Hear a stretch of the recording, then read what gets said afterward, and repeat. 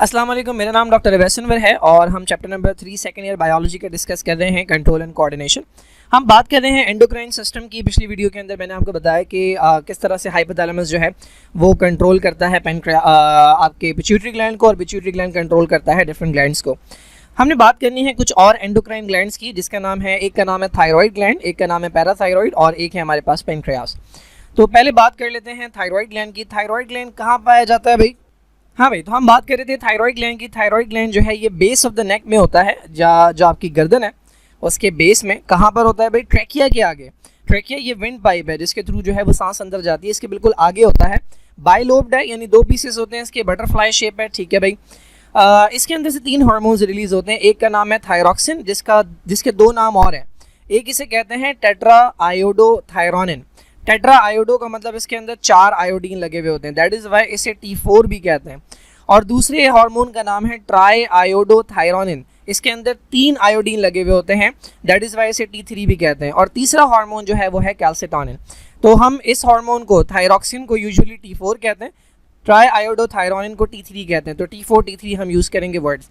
और तीसरा calcitonin. Calcitonin इतना ज़्यादा सिग्निफिकेंट नहीं है, बाकी 2 जो हार्मोन्स हैं they are very significant, they very important. पहले तो कैल्सिटोनिन को निपटा लेते हैं। कैल्सिटोनिन के बिल्कुल आखिर में ये 2 लाइंस में निपटाया गया है। देखिए कैल्सिटोनिन के लिए स्टिमुलस क्या है, कब रिलीज होगा कैल्सिटोनिन थायराइड ग्लैंड से? तो कैल्सिटोनिन रिलीज होता है जब ब्लड के अंदर कैल्शियम का लेवल ज़्यादा होता है, यानी हाई ब्लड कैल्शियम लेवल जो है वो स्टिमुलेट करता है कैल्सिटोनिन की सिक्रीशन को। थायराइड ग्लैंड के अंदर जो कैल्सिटोनिन रिलीज करने वाले सेल्स हैं उसमें कैल्शियम के सेंसर्स लगे हुए होते हैं, वो मुसलसल मेजर कर रहे होते हैं कैल्शियम का अमाउंट। तो जैसे ही कैल्शियम का अमाउंट ज़्यादा होता है वो रिलीज़ करते हैं कैल्सिटोनिन। अब आसान सी बात है, अगर हाई कैल्शियम की वजह से कैल्सिटोनिन रिलीज़ हो रहा है तो ये क्या करवाएगा? ये कैल्शियम को लो करवाएगा। कैसे करवाता है? ये कैल्शियम को जाके डिपॉजिट करवा देता है बोन्स में। आपको पता है बोन्स जो है हमारी वो स्टोरेज है, किसके लिए? मिनरल्स के लिए, कैल्शियम और फॉस्फेट के लिए हमारी बोन्स जो है वो स्टोरेज के तौर पर बिहेव करती हैं। तो ये जाके एक्सेस कैल्शियम जो होता है उसे डिपॉजिट करवा देता है बोन्स के अंदर। That's it, this is all about calcitonin. Now let's talk about the other 2 hormones which are very important, T3 and T4। क्यों इंपॉर्टेंट है भाई? क्योंकि ये कंट्रोल करते हैं हमारी बॉडी का मेटाबॉलिज्म। चैप्टर नंबर 1 के अंदर आपने पढ़ा था कि जब बॉडी का मेटाबॉलिज्म इंक्रीज होता है, जैसे कि सर्दियां हैं तो सर्दियों में जो कि हीट ज़्यादा प्रोड्यूस करनी होती है तो मेटाबॉलिज्म बढ़ जाता है। तो आपने पढ़ा था अगर शॉर्ट टर्म के लिए इंक्रीज होगा तो एक हार्मोन करवाएगा जिसका नाम है एड्रेनलिन, और लॉन्ग टर्म के लिए जब इंक्रीज हो रहा था तो एक हार्मोन करवा रहा था जिसका नाम था थायरॉक्सिन। तो ये वही थायरॉक्सिन जो है ये वही T4 हार्मोन है। अच्छा, अब ये कंट्रोल करते हैं हमारी बॉडी के प्रोसेसेस जिन्हें आप मेटाबॉलिज्म कहते हैं, यानी चीज़ों का बनना और चीज़ों का टूटना, जिसे हम एनाबॉलिज्म और कैटाबॉलिज्म कहते हैं। बच्चों के अंदर ये बहुत ज़्यादा इंपॉर्टेंट होते हैं क्योंकि नॉर्मल फिजिकल ग्रोथ के लिए और मेंटल डेवलपमेंट के लिए, यानी दिमाग की ग्रोथ के लिए और नशोनुमा के लिए और बॉडी की ग्रोथ के लिए ये लाजमी होते हैं। देखिए 3 हार्मोन्स हैं जो कि ग्रोथ के अंदर बहुत इंपॉर्टेंट रोल प्ले करते हैं। एक तो आपने पीछे पढ़ा पिट्यूटरी ग्लैंड से, जिसका नाम था ग्रोथ हार्मोन, जिसका दूसरा नाम था सोमैटोट्रोपिन, ठीक है। सेकंड हार्मोन ये आप पढ़ रहे हैं थायराइड के हार्मोन्स, ठीक है। और तीसरा हार्मोन जो ग्रोथ के लिए बहुत इंपॉर्टेंट होता है वो पेनक्रियास से रिलीज होने वाला इंसुलिन है, ठीक है, क्योंकि वो बहुत सारी चीज़ें बनवाता है। तो ये तीनों हार्मोन्स आपने याद रख लें, they are very important for growth. ना बच्चों के अंदर नॉर्मल फिजिकल और मेंटल डेवलपमेंट के लिए चाहिए होते हैं, दैट इज़ वाई बच्चों के अंदर जब कमी होगी तो आपको नजर आएगा कि उनकी फिजिकल ग्रोथ भी नहीं होगी और मेंटल डेवलपमेंट भी नहीं होगी प्रॉपर। अब देखिए हमारे पास 2 कंडीशंस हैं, या तो थायराइड के जो हार्मोन्स हैं ये वाले 2 हार्मोन्स या तो ये ज़्यादा हो जाएंगे, जैसे कि हमने पिट्यूटरी ग्लैंड के अंदर भी पढ़ा था कि या तो ग्रोथ हार्मोन ज़्यादा हो रहा था या ग्रोथ हार्मोन कम हो रहा था। बिल्कुल इसी तरीके से यहाँ पर भी या तो ये हार्मोन ज़्यादा रिलीज़ होने लगेंगे किसी कंडीशन में या ये कम रिलीज़ होने लगेंगे। देखिए जब ये कम रिलीज़ होते हैं ना तो that condition is called hypothyroidism. Hypo का मतलब कम, तो इनका लेवल जब कम रिलीज़ होता है, जब इनका कम लेवल ब्लड के अंदर पाया जाता है तो हम कहते हैं हाइपोथायरॉयडिज्म। और जब इनका लेवल ज़्यादा होता है ब्लड के अंदर तो हम इसे कहते हैं हाइपरथायरॉयडिज्म। बेसिक बात क्लियर हो गई। अब हाइपोथायरॉयडिज्म बच्चे के अंदर भी हो सकता है और हाइपोथायरॉयडिज्म बड़े के अंदर भी हो सकता है, यानी एक छोटा बच्चा है हो सकता है उसकी बॉडी के अंदर भी थायराइड के हार्मोन्स कम हो और मेरे अंदर भी कम हो सकते हैं। तो जब बच्चे के अंदर थायराइड के हार्मोन्स कम होते हैं तब ये कंडीशन कहलाती है क्रिटिनिज्म। क्रिटिनिज्म वो कंडीशन है कि जब हाइपोथायरॉयडिज्म हो, कब? अर्ली एज के अंदर। अब इसकी अलामात डिफरेंट होंगी और अगर एक एडल्ट के अंदर थायराइड के हार्मोन्स कम हो तो उसकी अलामात डिफरेंट होती है। फॉर एग्जांपल बच्चों के अंदर चूंकि नॉर्मल फिजिकल ग्रोथ के लिए चाहिए, तो जब थायराइड के हार्मोन्स की कमी होगी तो बच्चा क्या होगा, उसकी ग्रोथ स्टैंडर्ड होगी, उसका कद छोटा रह जाएगा। सेकंड, चूंकि मेंटल डेवलपमेंट के लिए चाहिए होते हैं तो बच्चे मेंटली रिटार्डेड होंगे, ठीक है, क्योंकि मेंटल डेवलपमेंट प्रॉपर नहीं हो सकेगी। और ये जो बच्चे होते हैं इनके फेशियल फीचर्स जो हैं ये थोड़े से डिफरेंट होते हैं, इन्हें हम कहते हैं कोर्स फेशियल फीचर्स। बाकी बच्चों के मुकाबले में थोड़े से डिफरेंट, थोड़े से सख्त जो है वो फीचर्स होते हैं। ये मैं दिखाऊंगा अभी पिक्चर के अंदर। तो बच्चों के अंदर अगर हाइपोथायरॉयडिज्म है, यानी थायराइड के हार्मोन्स कम है, तो हमने कहा क्रिटिनिज्म। यही कंडीशन अगर बड़ों के अंदर हो तो दैट कंडीशन इज कॉल्ड मिक्सिडीमा। मिक्सिडीमा कहते हैं low levels of thyroid hormones in elders. अब बच्चों बड़ों की लाइक मेरे अंदर अगर थायराइड के हार्मोन्स की कमी हो जाए तो मेरी तो ग्रोथ हो चुकी है ना, तो मेरी हाइट छोटी तो नहीं हो जाएगी, या मैं मेंटली रिटार्ड तो नहीं हो जाऊंगा। तो मेरे अंदर क्या फीचर्स आएंगे, किसी बड़े के अंदर क्या फीचर्स आएंगे, वो ओवरवेट होने लगते हैं। क्यों होने लगते हैं भाई ओवरवेट? क्योंकि इनका काम था मेटाबॉलिज्म कंट्रोल करवाना। मेटाबॉलिज्म के अंदर आपकी बॉडी के अंदर जो न्यूट्रिएंट्स हैं लाइक ग्लूकोज वगैरह है उसे टूटना होता है ताकि उससे एनर्जी निकले। अब जब थायराइड के हार्मोन्स कम हो जाएंगे तो ये प्रोसेस कम हो जाएंगे। जब ये प्रोसेस कम हो जाएंगे तो ग्लूकोज कम टूटेगा। जब ग्लूकोज कम टूटेगा तो ग्लूकोज डिफरेंट तरह के मॉलिक्यूल्स में अपने आप को कन्वर्ट करने लगेगा, जैसे कि फैट्स के अंदर। और जब बहुत ज़्यादा फैट स्टोर होने लगेगा तो क्या होने लगेगा, वेट गेन होने लगेगा। तो हाइपोथायरॉयडिज्म जब बड़ों के अंदर होता है तो उनमें ओवरवेट या वेट गेन की कंडीशन हमें देखने को मिलती है। Now why they are sluggish? Sluggish इसलिए हैं क्योंकि जब मेटाबॉलिज्म स्लो हो गया तो एनर्जी क्या हो रही है, एनर्जी कम प्रोड्यूस हो रही है। जब एनर्जी कम प्रोड्यूस हो रही है तो ये थके थके रहते हैं, ठीक है, काम करने का इन्हें दिल नहीं करता, हर वक्त थकावट रहती है इन्हें। अच्छा भाई, then we have another feature, dry skin. अब ये जो थायराइड के हार्मोन्स होते हैं ना, ये ग्लैंड्स की फंक्शनिंग के लिए, जो हमारी स्किन के अंदर ग्लैंड्स होते हैं उनकी फंक्शनिंग के लिए ज़रूरी होते हैं। जब थायराइड के हार्मोन्स कम हो जाएंगे तो ये ग्लैंड्स प्रॉपर्ली वर्क नहीं कर रहे होते, जिसकी वजह से जो स्किन है वो मॉइस्ट नहीं रह पाती, वो ड्राई हो जाती है। सिमिलरली यही थायराइड के हार्मोन्स हमारे जो हेयर फॉलिकल होते हैं, बालों की जो जड़ें होती हैं, उनकी नॉर्मल फंक्शनिंग के लिए ज़रूरी होते हैं। तो जब थायराइड के हार्मोन्स की कमी होती है तो ये इनकी स्ट्रेंथ जो है वो बाकी नहीं रहती, जिसकी वजह से हेयर जो है वो ब्रिटल भी हो जाते हैं, अजीब से सख्त से हो जाते हैं, और दूसरा जो है वो हेयर फॉल भी होने लगता है, हेयर लूज होने लगते हैं। Then we have patients which are intolerant of cold. अब देखिए, पेशेंट से ना सर्दी बर्दाश्त नहीं होती। क्यों नहीं बर्दाश्त होती भाई? क्योंकि थायराइड के हार्मोन्स कम जब हो गए तो मेटाबॉलिज्म क्या हो गया, मेटाबॉलिज्म डिक्रीज हो गया। जब मेटाबॉलिज्म कम हो जाते हैं, यानी बॉडी के अंदर जो प्रोसेसेस चल रहे हैं उनकी स्पीड कम हो जाएगी, तो हीट कम प्रोड्यूस होगी। जब अंदर से हीट कम प्रोड्यूस होगी तो पेशेंट जो होगा उसे सर्दी लगने लगेगी। वो ज़रा सी सर्दी के अंदर जो है उससे वो बर्दाश्त नहीं होगी। यानी जिस रूम के अंदर नॉर्मल एसी चल रहा है शायद उससे वो भी बर्दाश्त ना हो, उसके अंदर भी कपकपी हो रही है, उसके अंदर भी सर्दी लग रही हो। क्योंकि आप जो रूम में बैठे हैं, अगर एसी बहुत चिल भी होगा तो आपकी बॉडी अंदर से हीट जनरेट कर रही है। कैसे? मेटाबॉलिज्म को बढ़ा के। इनका मेटाबॉलिज्म स्लो हुआ हुआ है क्योंकि इनके अंदर हाइपोथायरॉयडिज्म है, यानी थायराइड हार्मोन्स की कमी है। Then they are confuse and depress individual. Confuse और डिप्रेस क्यों हो रहे हैं? क्योंकि थायराइड हार्मोन्स नॉर्मल फंक्शनिंग के लिए, मेंटल जो नर्वस सिस्टम है उसकी नॉर्मल फंक्शनिंग के लिए चाहिए होते हैं। दैट इज़ वाई इनके अंदर चूंकि कमी है, so they are confuse and depress. तो ये कंडीशन हो गई हाइपोथायरॉयडिज्म। मैंने आपको बता दिया कि बच्चों के अंदर हो तो क्रेटिनिज्म कहलाता है, बड़ों के अंदर हो तो मिक्सिडीमा कहलाता है, एंड फीचर्स आर डिफरेंट। ना एक कंडीशन है कि जिसके अंदर थायराइड हार्मोन्स जो है, थायराइड ग्लैंड जो है वो इनलार्ज हो जाता है, यानी जो नेक है हमारी वो थोड़ी सी सूजी हुई आपको नज़र आती है जिस पेशेंट के अंदर ये वाली कंडीशन होती है। ये कंडीशन कहलाती है गॉइटर।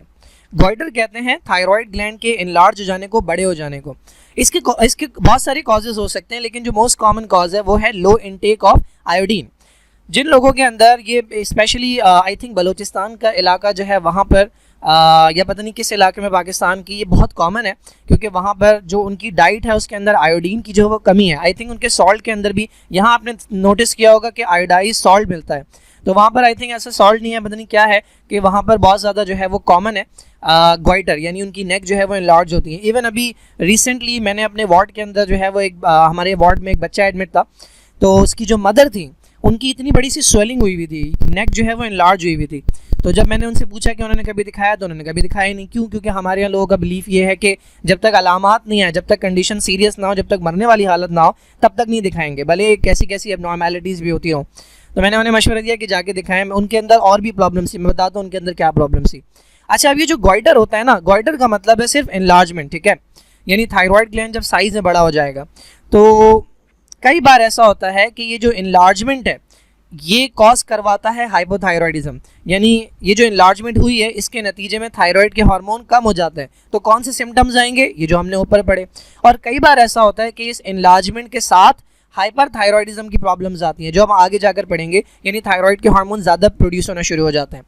और यूजुअली कुछ केसेस में ऐसा होता है कि सिर्फ इनलार्जमेंट होती है, थायराइड के हार्मोन्स जो है ना वो बिल्कुल नॉर्मल होते हैं। तो हमने हाइपरथायरॉयडिज्म के फीचर्स पढ़ लिया। Now let's talk about hyperthyroidism. अब अगर किसी की बॉडी के अंदर थायराइड के हार्मोन ज़्यादा, अच्छा एक और चीज़ भी होती है इसके अंदर, जो हार्ट रेट होता है वो स्लो होता है। थायराइड के हार्मोन्स जब कम होते हैं तो हार्ट रेट जो है वो स्लो होता है, ब्लड प्रेशर जो है वो लो होता है, और कॉन्स्टिपेशन होती है, पेशेंट को जो है वो कॉन्स्टिपेशन होती है, कब्ज़ की शिकायत होती है। अच्छा अब आ जाए हाइपरथायरॉयडिज्म के अंदर। हाइपरथायरॉयडिज्म के अंदर आपको, अच्छा ये वाला जो फीचर है इसके ऊपर मैं बाद में आता हूँ। पहला फीचर क्या लिखा हुआ है, इंक्रीज हार्ट बीट। इनका जो हार्ट रेट होता है वो बढ़ जाता है। नॉर्मली आप लोगों ने पढ़ा है 72 जो है वो हमारी हार्ट बीट होनी चाहिए, जबकि इसकी रेंज होती है 60 से लेकर 100 तक नॉर्मल होता है, तो इनके अंदर 100 से ज़्यादा होता है। अच्छा इसके अलावा हीट इंटॉलरेंस, इनसे गर्मी बर्दाश्त नहीं होती। क्यों नहीं होती भाई, क्योंकि इनकी बॉडी के अंदर जो मेटाबॉलिज्म है वो बहुत ज़्यादा है। जब बहुत फास्ट मेटाबॉलिज्म है तो इनके अंदर हीट बहुत ज़्यादा प्रोड्यूस हो रही है। जब इनके अपने अंदर हीट बहुत ज़्यादा प्रोड्यूस हो रही है तो इनसे बाहर की हीट बर्दाश्त नहीं होती, तो ये हीट इंटॉलरेंस होते हैं, हीट इंटॉलरेंट होते हैं। देन ब्लड प्रेशर इनके अंदर हाई होता है, क्योंकि इसका काम है ब्लड प्रेशर को एलिवेट करवाना। अब जाहिर सी बात है जब इतनी ज़्यादा हीट जनरेट होगी तो बॉडी का मैकेनिज्म क्या होता है, होम्योस्टेसिस का। हीट को कम करने के लिए बॉडी स्वेटिंग स्टार्ट करती है, तो इनके अंदर प्रोफ्यूज स्वेटिंग होती है, बहुत ज़्यादा पसीने आते हैं। आम हालत में कमरे में बैठे होंगे, किसी को पसीना नहीं आ रहा होगा, इनके हाथ गीले होंगे। और इनके अंदर वेट लॉस होता है। क्यों होता है भाई वेट लॉस, क्योंकि मेटाबॉलिज्म फास्ट है। तो जितना ज़्यादा मेटाबॉलिज्म, ये मशीन है, मेटाबॉलिज्म क्या है आपकी, एक मशीन है। अब मशीन को जलने के लिए जो है वो कुछ ना कुछ चाहिए होता है, फ्यूल चाहिए होता है। तो बॉडी का जितना भी फ्यूल है, जितनी भी खाने पीने की चीज़ें हैं, वो सारी अगर इस्तेमाल होती जाएंगी तो पहले ग्लूकोज ख़त्म होगा, फिर ग्लाइकोजन ख़त्म होगा, फिर लिपिड ख़त्म होंगे, फिर प्रोटीन भी टूटने लगेंगे। तो इनके अंदर बहुत तेज़ी से इनके अंदर वेट लॉस होता है। इसके अलावा क्या होगा, ऑपोजिट टू हाइपोथायरॉयडिज्म, इनके अंदर क्या कहते हैं, डायरिया होता है। ठीक है, इनके अंदर डायरिया होता है क्योंकि इनकी जो मूवमेंट होती है वो रैपिड हो जाती हैं। इनके अंदर ट्रेमर्स होते हैं, इनके हाथ जो है वो कपकपाते हैं। अगर आप इनके हाथ सीधे करवाएं तो आपका हाथ बिल्कुल सीधा रहेगा, लेकिन इनके हाथों के अंदर ट्रेमर्स होने लगेंगे, कपकपाने लगेंगे इनके हाथ। तो ये फीचर्स होते हैं हाइपरथायरॉयडिज्म के। अच्छा एक चीज़ जो मैंने छोड़ी थी वो है प्रोट्रूजन ऑफ आई बॉल। आपने मास्क मूवी देखी होगी, तो मास्क मूवी के अंदर आपने देखा होगा कि एक उसमें क्लिप के अंदर या पूरी मूवी के दरमियान एक जगह ऐसा होता है, कई बार ऐसा होता है कि उसकी आंखें बाहर निकल आती हैं। तो ये कंडीशन इनकी हाइपरथायरॉयडिज्म के पेशेंट में होती है। ऐसा लगता है कि इनकी आंखें जो है ना, इनकी आई बॉल जो है वो जो सॉकेट है उससे बाहर आ रही हैं, ऐसा लगता है ये घूर रहे हैं बहुत ज़्यादा। ये कंडीशन कहलाती है एक्सॉप्थेलमिया। एक्सॉप्थेलमिया। अब देखें जो हाइपरथायरॉयडिज्म है, यानी थायराइड के हार्मोन ज़्यादा जो हो रहे हैं ना, ये मुख्तलिफ कंडीशंस में हो सकते हैं। उनमें से एक कंडीशन होती है कि जिसके अंदर आपको ये वाला फीचर मिलता है। जब भी मैंने इसको आखिर में डिस्कस किया, ये हर हाइपरथायरॉयडिज्म के पेशेंट में नहीं मिलेगा। एक कंडीशन होती है जिसे हम कहते हैं ग्रेव डिजीज़। इसके अंदर थायराइड के हार्मोन्स बढ़ते हैं और उसका एक ख़ास रीज़न होता है। सिर्फ इस कंडीशन के अंदर हमें नज़र आता है कि इन बाकी अलामात के साथ साथ पेशेंट की आंखें बाहर होती हैं। बाकी दूसरी वजह से अगर थायराइड हार्मोन्स बढ़े हुए हैं तो ये बाकी अलामतें मिलती हैं, लेकिन ये वाली अलामत नहीं मिलती। तो ये हो गई हमारे पास हाइपरथायरॉयडिज्म। ठीक है, अब मैं आपको दिखाता हूँ बुक के डायग्राम्स। तो ये आपकी गर्दन है और ये इसका एंटीरियर व्यू है। एंटीरियर व्यू मतलब मैं आपको सामने से देख रहा हूँ और मैं स्किन वगैरह अगर हटाऊंगा तो मुझे ये नज़र आएगा, दिस इज़ कॉल्ड लैरिंक्स। ठीक है, आपका जो विंड पाइप होता है जिसे आप ट्रैकिया कहते हैं, उसके ऊपर ये बॉक्स होता है जिसके अंदर आपका वो लगा हुआ होता है, वोकल कॉर्ड्स लगे होते हैं। जब हवा बाहर जाती है तो यहाँ से आवाज़ पैदा होती है। तो इसके नीचे ये ट्रैकिया है पूरा। तो यहाँ अगर आप देखें ये बटरफ्लाई शेप आपको जो ग्लैंड नज़र आ रहा है, ये पूरा gland, this is called thyroid. ये इसका राइट लोब है, ये इसका लेफ्ट लोब है और ये बीच वाला पोर्शन कहलाता है इस्थिमस, जिसके थ्रू ये कनेक्टेड होते हैं। ठीक है, तो ये एंटीरियर व्यू है, ये आगे से देख रहे हैं। अब अगर मैं आपका पूरा का पूरा ट्रैकिया खींच के बाहर निकालूं और उसको घुमा के पीछे से देखूं तो ये पोस्टीरियर व्यू है, ये पिछला व्यू है। यहाँ पर आपको ये नज़र आ रहा थायराइड बड़ा सा, और इसके ऊपर जो आपको 4 छोटे छोटे डॉट नज़र आ रहे हैं जो मैंने येलो कलर किए हैं, these are another type of gland, these are called parathyroid, जो अभी हम डिस्कस करने वाले हैं। ठीक है, बाकी ये पीछे से इसोफेगस जा रहा है और इसोफेगस के आगे ट्रैकिया होता है। ये हमारे पास बच्चा है जिसकी गर्दन के अंदर सूजन है, यहाँ पे क्लियर नज़र नहीं आ रही, मैं दिखाऊंगा अभी diagram. This condition is called goitre. ये पेशेंट है हाइपोथायरॉयडिज्म का, लग रहा है चाइनीज़ है लेकिन चाइनीज़ नहीं है। इतना ज़्यादा ये स्लगिश होते हैं कि इनकी आईलिड्स जो है ये नीचे गिरी हुई होती हैं। ठीक है, तो बहुत कम आई बॉल आपको नज़र आ रही होती है। ये हाइपरथायरॉयडिज्म की एक टाइप होती है जिसके अंदर आपको ये आई बॉल प्रोट्रूडेड नज़र आती है। ये कंडीशन एक्सोप्थैलेमस कहलाती है और ये जो है वो हाइपरथायरॉयडिज्म में नज़र आता है एक कंडीशन में जिसे कहते हैं ग्रेव्स। बट आपके लेवल पे आप खाली याद रख लें हाइपरथायरॉयडिज्म के अंदर नज़र आता है। बता इसलिए रहा हूँ कि ऐसा ना हो कि आपको बाकी अलामत मिल रही हो घर में किसी में और आप कहें नहीं भाई इसकी आंखें तो अंदर हैं तो इसको हाइपरथायरॉयडिज्म नहीं हो सकता, तो ऐसा नहीं होता। सिर्फ एक कंडीशन ऐसी होती है कि जिसमें बाकी अलामत के साथ ये नज़र आता है। तो this is all about thyroid. इसके बाद हमने डिस्कस करना है पैराथायरॉयड ग्लैंड। उससे पहले मैं आपको दिखा दूँ ये कंडीशंस। तो भाई ये हमारे पास जो है वो थायराइड ग्लैंड है, देखिए यहाँ पर क्लियरली नज़र आ रहा है। ये ट्रैकिया है, ये लैरिंग्स है और इसके ऊपर ये बटरफ्लाई शेप जो है ये थायराइड ग्लैंड नज़र आ रहा है। ये कंडीशन होती है जिसे आप कहते हैं गॉइटर। देखें थायराइड ग्लैंड का जो साइज़ है वो बहुत बड़ा हो गया जिसकी वजह से बहुत प्रोमिनेंट स्वेलिंग नज़र आ रही है। किसी के भी घर में अगर किसी पेशेंट को ये है तो खुदारा दिखा दें, क्योंकि ये स्वेलिंग बढ़ती जाती है और फिर ये कंप्रेस करने लगती है आपकी उस नर्व को जो कि आपकी आवाज़ के लिए रिस्पॉन्सिबल होती है। तो लोगों की जो आवाज़ है ना वो अजीब सी होने लगती है। क्या कहते हैं इसे, पता नहीं, मुझे याद नहीं आ रहा, एक टर्म होती है इसके लिए। अच्छा, इसके अलावा ये कंप्रेस करेगा तो आपको पता है यहाँ पे ट्रैकिया है, तो ये ट्रैकिया को कंप्रेस करेगा तो डिफ़िकल्टी ब्रीदिंग होती है पेशेंट को। तो ये सब प्रॉब्लम्स जो है वो देखने को मिलती है। और मैंने आपको बताया कि ये कंडीशन तो कभी कभी नॉर्मल हार्मोन्स के साथ भी होती है, कभी इस कंडीशन की वजह से हार्मोन ज़्यादा भी हो जाते हैं, कभी इस कंडीशन की वजह से हार्मोन कम भी हो जाते हैं। तो हमें देखना पड़ेगा कि स्वेलिंग के साथ कौन सी अलामत आ रही है, क्या वेट गेन हो रहा है या वेट लॉस हो रहा है, क्या गर्मी बर्दाश्त नहीं हो रही है, सर्दी बर्दाश्त नहीं हो रही, तो फिर उसकी अलग ट्रीटमेंट भी होती है। ये कंडीशन है हमारे पास मिक्सिडीमा, ठीक है। ये अगर आप देखें तो डिप्रेस से इंडिविजुअल है, ठीक है। और कुछ और फीचर्स भी हैं जो मैंने आपको बताया कि वेट गेन होता है इनके अंदर, हीट इंटॉलरेंस, इनके पैरों के अंदर भी सूजन हो जाती है। यहाँ पे कुछ मटेरियल एक्यूमुलेट हो जाता है जिसकी वजह से पैर जो है वो सूज जाते हैं, आपकी जो लेग वाला एरिया होता है वहाँ पे। ये जो है हमारे पास बच्चे हैं जिन्हें क्रिटिनिज्म है, यानी इन बच्चों के अंदर थायराइड के हार्मोन्स की कमी है। इनके अगर आप फेशियल फीचर्स देखें तो बाकी बच्चों से डिफरेंट है, ये कहलाते हैं कोर्स फेशियल फीचर्स। ये गोइटर है, यहाँ पर आपको नज़र आ रहे हैं बच्चों की लार्ज जो है वो होती है टंग, ज़बान जो है वो इनकी बड़ी सी होती है। ये देखें बहुत बड़ी सी ज़बान होती है इनकी, मैक्रोग्लॉसिया कहलाता है ये। तो ये फीचर्स जो है ये इन बच्चों के अंदर देखने को मिलते हैं। And the last one is this is exophthalmos. अगर आप साइड से देखें तो आपको क्लियरली नज़र आ रहा है कि आई बॉल जो है वो सॉकेट से बाहर आ रही है। तो दिस कंडीशन इज़ कॉल्ड एक्सोप्थैलेमस और ये एक तरह की बीमारी में नज़र आती है जिसे हम कहते हैं ग्रेव डिजीज़। ये हाइपरथायरॉयडिज्म ही होता है लेकिन हाइपरथायरॉयडिज्म की एक खास टाइप होती है जिसे हम ग्रेव डिजीज़ कहते हैं। तो this is all about thyroid gland. अब हम बात करेंगे पैराथायरॉयड की। तो पैराथायरॉयड ग्लैंड की अच्छी बात यह है कि इसमें से सिर्फ एक ही हार्मोन आता है, ठीक है। पहली बात तो ये हमारे पास दो जोड़ियाँ हैं। थायराइड ग्लैंड आपके पास एक ही था, उसके दो पार्ट्स थे।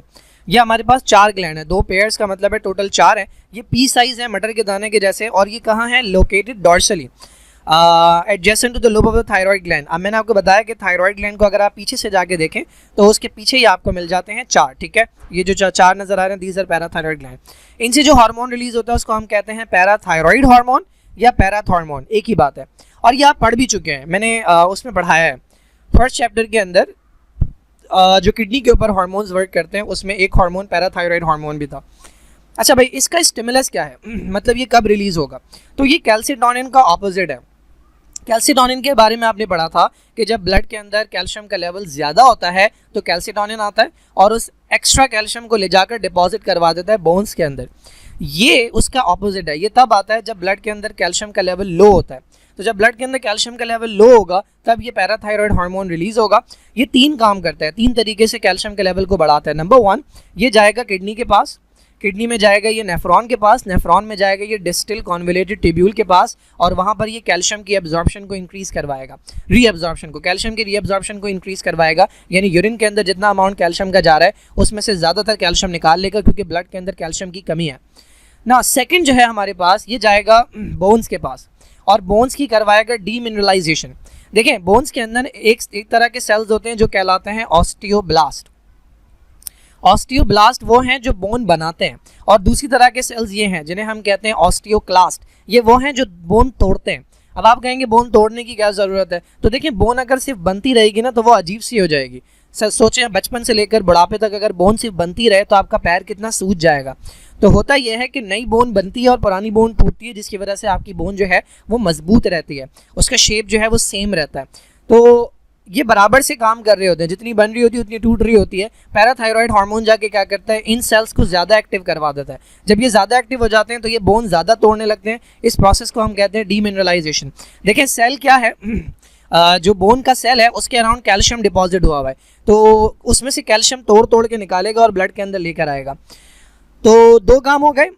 अब तीसरा काम क्या है, बोन से आ गया कैल्शियम, तीसरा काम क्या है, ये किडनी के पास जाता है और वहाँ पे जाके ये विटामिन डी को एक्टिवेट करवाता है। विटामिन डी दो जगह से एक्टिवेट होता है, एक लिवर से और एक किडनी से। तो पहली एक्टिवेशन लिवर से होती है, दूसरी एक्टिवेशन किडनी से होती है। तो ये किडनी के पास जाके विटामिन डी को एक्टिवेट करवाता है और विटामिन डी को भेजता है कहाँ पे, इंटेस्टाइन के पास। तो हमारी जो इंटेस्टाइन है वहाँ से जाकर विटामिन डी क्या करवाता है, कैल्शियम की एब्जॉर्प्शन को इंक्रीज़ करवाता है। तो ये 3 तरीके हैं जिसके थ्रू ये ब्लड के अंदर कैल्शियम का लेवल इंक्रीज़ कराता है। नाउ द क्वेश्चन इज़, क्या ज़रूरत पड़ी है कैल्शियम के लेवल को रेगुलेट करने की? मतलब आपने पीछे देखा कि कैल्सिटोनिन जो है वो कैल्शियम के लेवल को कम करवा रहा है by depositing excess calcium in the bone, और ये क्या करवा रहा है, कैल्शियम के लेवल को बढ़ा रहा है। क्या ज़रूरत है कैल्शियम के लेवल को रेगुलेट करने की? तो आपने फर्स्ट चैप्टर के अंदर पढ़ा था किडनी स्टोन्स। किडनी स्टोन्स के अंदर जो पहली टाइप आपने पढ़ी थी वो कैल्शियम ऑक्सिलेट या कैल्शियम फॉस्फेट के स्टोन्स थे। इसका मतलब ब्लड के अंदर जब कैल्शियम ज़्यादा होगा तो वो यूरिन में जाएगा, जब यूरिन में ज़्यादा होगा तो वो स्टोन बनाएगा। दूसरी कंडीशन क्या है, लो लेवल ऑफ कैल्शियम क्यों खतरनाक होता है, ये आपको चैप्टर नंबर 2 में मैं पढ़ाऊंगा। मैंने थोड़े से टॉपिक छोड़े हुए अभी। एक कंडीशन होती है जिसे हम कहते हैं टेटनी। टेटनी कहते हैं एबनॉर्मल मसल कॉन्ट्रैक्शन को। तो लो लेवल ऑफ कैल्शियम जब ब्लड के अंदर होता है तो मसल जो है वो एबनॉर्मली कॉन्ट्रैक्ट करने लगते हैं, जिसे आप टेटनी कहते हैं। तो ये कुछ प्रॉब्लम्स हैं। इसके अलावा नर्वस सिस्टम की फंक्शनिंग के लिए भी कैल्शियम का लेवल नॉर्मल होना ज़रूरी होता है। तो ये कुछ प्रॉब्लम्स हैं जिसकी वजह से कैल्शियम का लेवल मेंटेन करना ज़रूरी है, and that is why parathyroid hormone और कैल्सिटोनिन जो है उनकी डिमांड है मार्केट में। अच्छा, अब अगर ये पैराथायरॉयड हार्मोन किसी में बहुत ज़्यादा रिलीज होते रहे तो क्या होगा? आपको नज़र आ रहा है यहाँ पे क्या हो रही है, डीमिनरलाइजेशन। तो बोन के अंदर से मिनरल्स बाहर आ रहे हैं। तो अगर किसी के अंदर पैराथायरॉयड हार्मोन मुसलसल प्रोड्यूस होता जा रहा है तो उसकी बोन्स जो है वो वीक होती जाएंगी और एक वक्त आएगा बहुत आसानी से फ्रैक्चर हो जाएंगी। नाउ द थर्ड ग्लैंड जो अभी हमने इस वीडियो के अंदर कवर करना है वो है पेनक्रियास। पेनक्रियास जो है हमारे पास ये एक लीफ लाइक स्ट्रक्चर होता है जो कि एब्डोमेन के अंदर पाया जाता है, लिवर और स्टमक के दरमियान में पाया जाता है ये। और पेनक्रियास जो है ये दोनों तरह का ग्लैंड है। इसका ज़्यादातर एरिया जो है वो एक्सोक्राइन है, यानी जो कुछ भी बनाता है वो एक पाइप के ज़रिए भेजता है। अगर आपने इसका स्ट्रक्चर देखा हो तो इसका स्ट्रक्चर कुछ इस तरह का होता है, ठीक है। ये हमारे पास लीफ लाइक स्ट्रक्चर होता है, मैं दिखा भी दूंगा अभी। तो मोस्ट ऑफ द स्ट्रक्चर जो है दिस इज एक्सोक्राइन। क्या बनाता है ये? एंजाइम्स बनाता है जिसे आप कहते हैं पेनक्रियाटिक जूस। लेकिन इसके अंदर कुछ एरियाज होते हैं जिन्हें हम कहते हैं एंडोक्राइन एरियाज, ठीक है।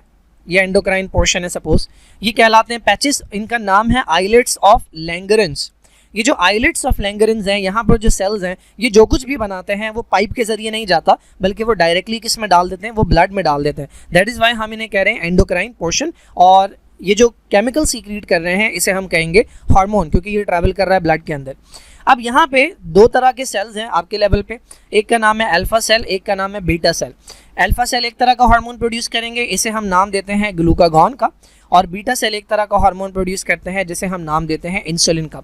ना मज़े की बात यह है कि इन दोनों के इफेक्ट्स जो हैं वो एंटागोनिस्टिक हैं। एंटागोनिस्टिक का मतलब दे वर्क ऑपोजिट। अब आपको पता है हर हार्मोन के रिलीज होने के लिए कोई ना कोई स्टिमुलस होता है, कोई ना कोई मैसेज होता है। तो ग्लूकागॉन कब सीक्रेट होता है? ये सीक्रेट होता है जब ब्लड के अंदर ग्लूकोज का लेवल कम होगा, ठीक है। ये हमारे पास रेंज है 90 मिलीग्राम पर 100 ml ब्लड के अंदर ग्लूकोज होना चाहिए, this is called the set point. अगर ब्लड का ग्लूकोज इससे कम है तो क्या सीक्रेट होगा? ग्लूकागॉन। कहाँ से? अल्फा सेल से।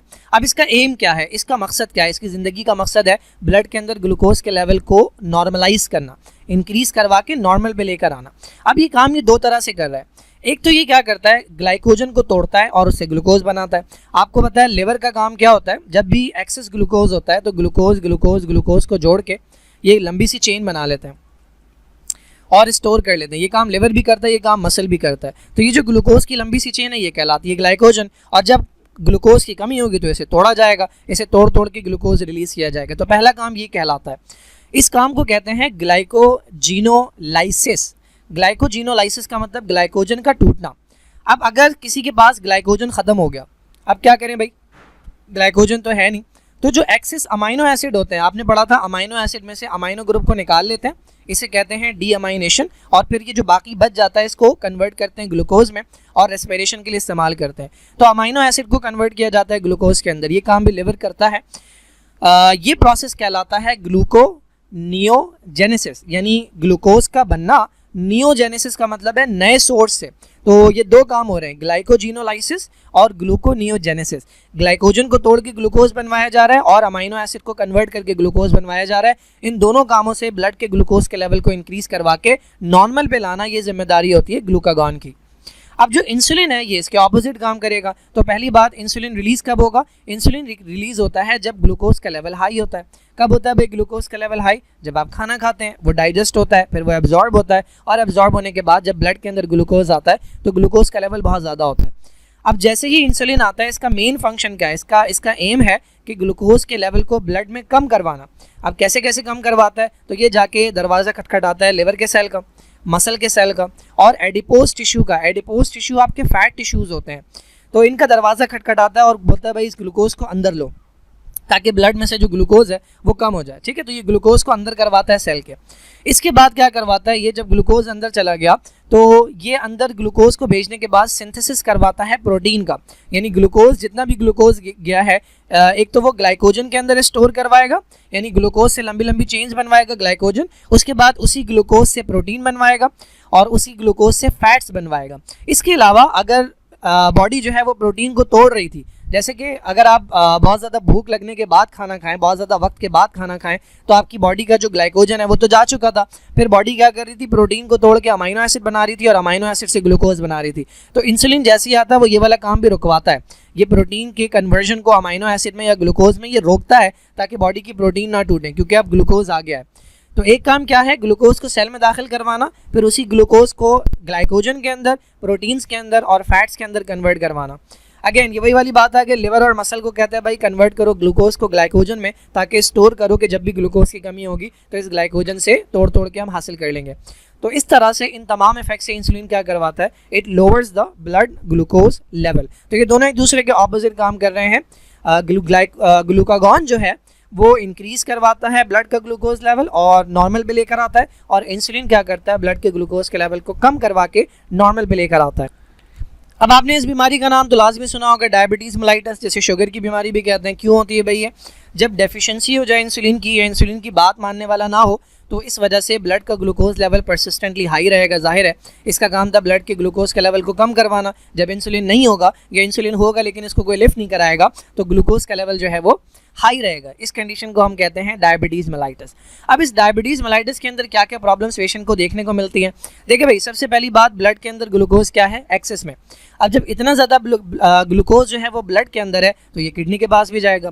किडनी क्या करती है? ब्लड को फिल्टर करती है, तो ये फिल्टर होकर नेफ्रॉन के अंदर भी आएगा। अब नेफ्रॉन से आपने पढ़ा है कि रीअब्जॉर्प्शन होती है, तो जो नेफ्रॉन है ना, उसकी एक लिमिट है कि वो इतना ग्लूकोज रीअब्जॉर्ब कर सकता है, उससे ज़्यादा नहीं कर सकता। अब नॉर्मल लोगों के अंदर तो उतना ही ग्लूकोज जाता है जितना रीअब्जॉर्ब किया जा सके। तो हमारे यूरिन के अंदर, जो हेल्दी इंसान है उसके यूरिन के अंदर आपको ग्लूकोज नहीं मिलता।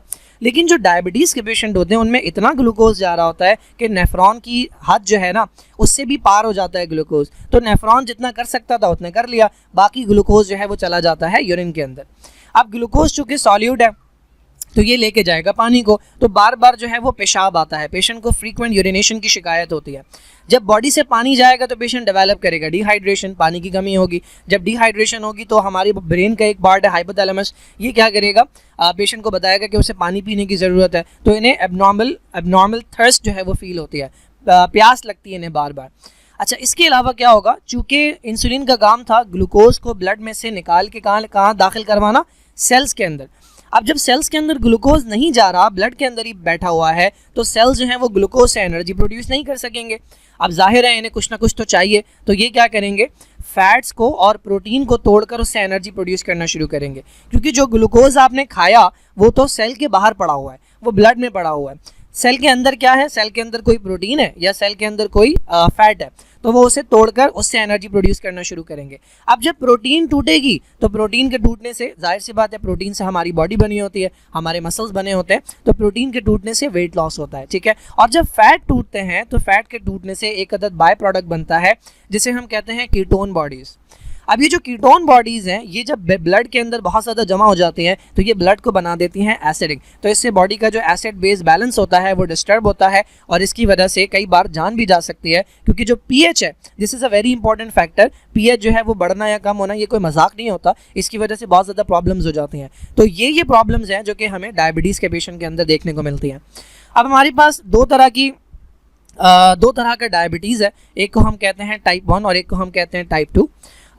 इन दोनों का जो मैकेनिज्म है, इन दोनों के अंदर जो प्रॉब्लम है वो डिफरेंट होती है, इन दोनों की जो ट्रीटमेंट होती है वो भी डिफरेंट होती है, और इन दोनों की जो एज ग्रुप है वो भी डिफरेंट होता है। फॉर एग्जांपल अगर आप टाइप 1 की बात करें तो टाइप 1 के अंदर क्या होता है, जो इंसुलिन बनाने वाले सेल्स हैं जिन्हें आप बीटा सेल्स कहते हैं, ये डिस्ट्रॉय हो जाते हैं। कौन डिस्ट्रॉय करता है? आपकी अपनी बॉडी के इम्यून सिस्टम के सेल्स जिन्हें आप कहते हैं lymphocyte. This is called auto immune disorder.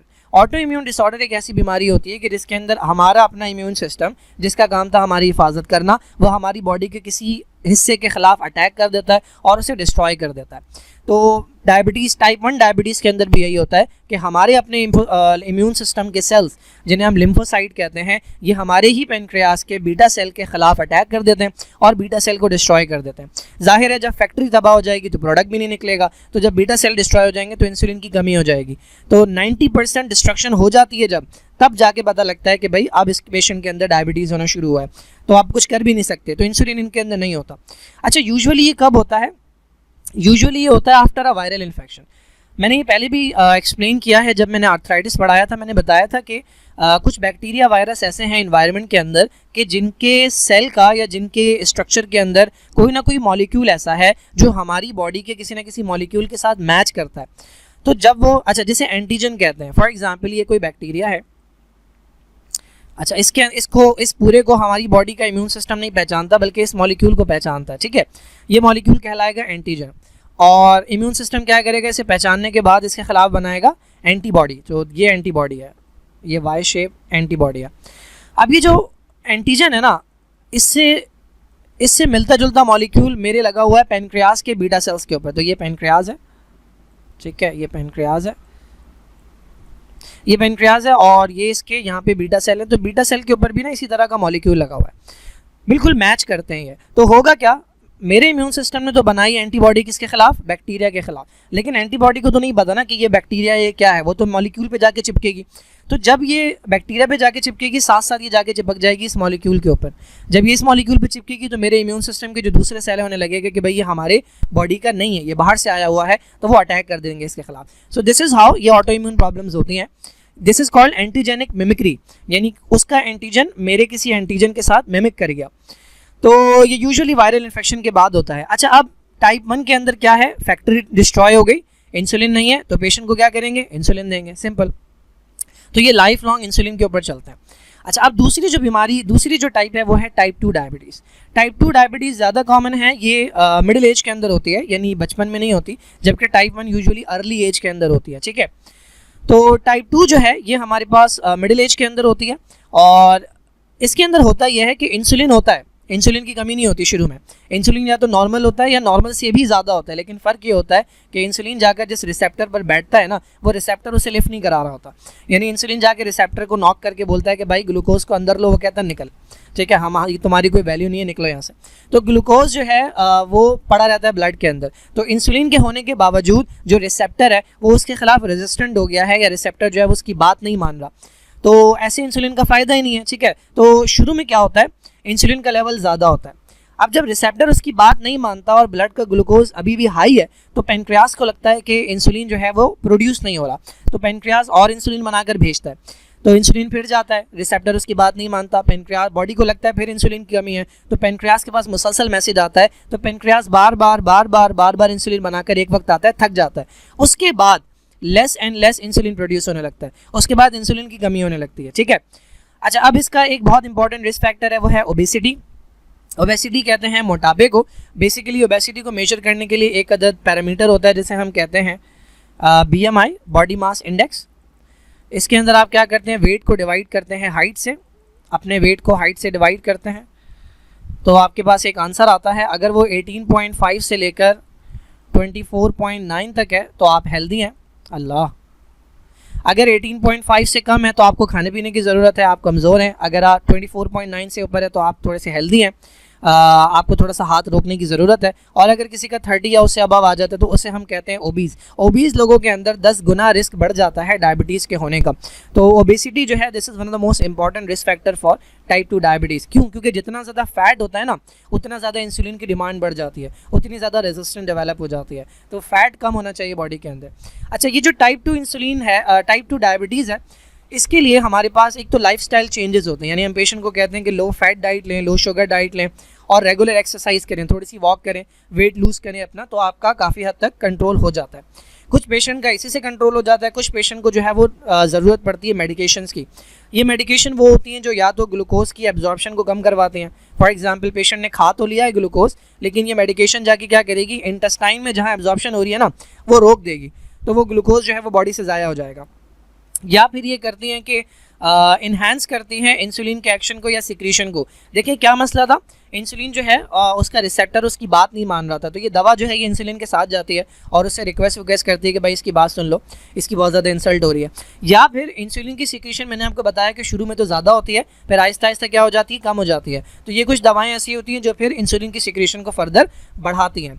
तो डिफरेंट दवाएं हैं टाइप 2 डायबिटीज़ के अंदर जो कि, और कई बार पेशेंट को इंसुलिन की भी ज़रूरत पड़ जाती है टाइप 2 डायबिटीज़ के अंदर। तो पहले जो है ना टाइप 1 और टाइप 2 का नाम था इंसुलिन डिपेंडेंट और नॉन इंसुलिन डिपेंडेंट। फिर ये नाम चेंज हो गए क्योंकि दोनों कंडीशंस के अंदर इंसुलिन की ज़रूरत पड़ सकती है। टाइप 1 के अंदर तो है ही यही, दवा ही यही है, इंसुलिन ही दवा है। और टाइप 2 के अंदर भी कई बार इंसुलिन की ज़रूरत पड़ जाती है दवाओं के साथ, दूसरी दवाओं के साथ और एक्सरसाइज वगैरह के साथ या लाइफस्टाइल मॉडिफिकेशन के साथ। So this is about pancreas and this is about diabetes mellitus.